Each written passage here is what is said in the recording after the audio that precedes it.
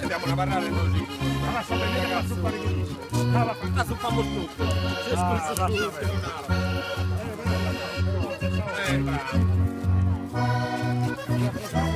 Questa è una cosa da definire. Ma che è una cosa da definire.